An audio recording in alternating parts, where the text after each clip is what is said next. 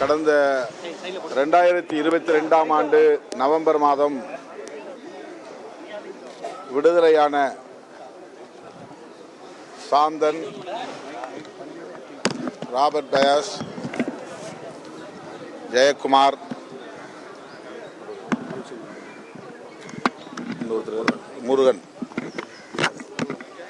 முருகன் ஆகிய நால்வரும் உடனடியாக அவர்கள் தங்கள் தாயகத்திற்கு திரும்ப முடியவில்லை. சிறையிலிருந்து விடுதலை அடைந்தாலும் அவர்கள் மீண்டும் சிறைப்படுத்தப்படக்கூடிய நிலை வேதனைக்குரியதாகும். சிறப்பு முகாம் என்கிற பெயரில்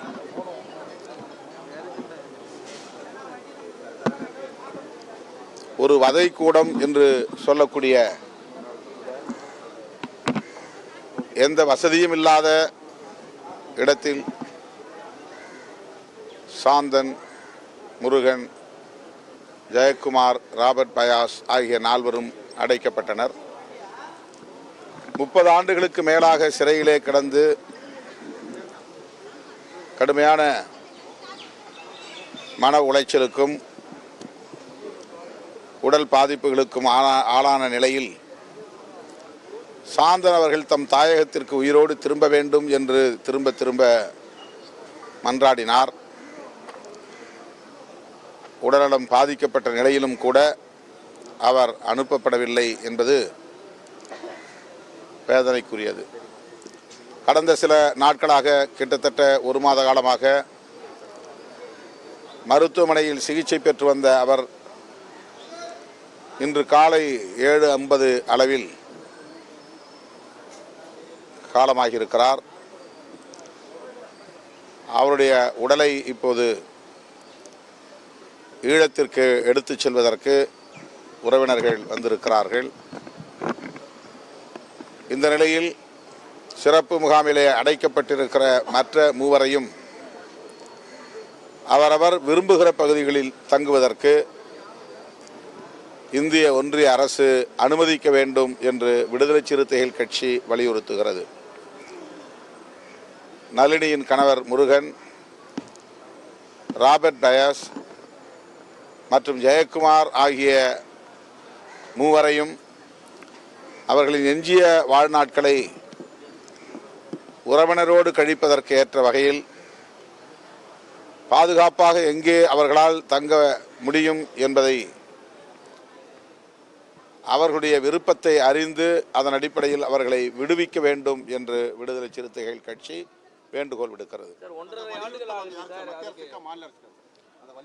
இந்திய ஒன்றிய அரசுக்கு 1.5 ஆண்டுகள் ஆகுது. அவங்க மேல வேற எந்த குற்ற நடவடிக்கைகளும் இல்ல.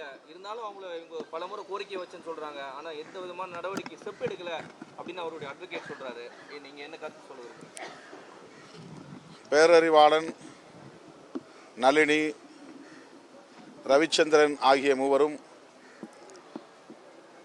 தமிழகத்தில் தங்கள் குடும்பத்தினரோடு வசிக்கிறார்கள். விடுதலை அடைந்த பின்னர் அவர்களால் எந்த பாதிப்பும் சட்டம் ஒழுங்குக்கு இல்லை. அதேபோல இவர்களும் தமிழ்நாட்டின் சட்டம் ஒழுங்குக்கோ அல்லது இந்திய அரசின் பாதுகாப்புக்கோ, இந்திய தேசத்தின் பாதுகாப்புக்கோ எந்த வகையிலும் பாதிப்பை ஏற்படுத்தக்கூடியவர்கள் அல்ல.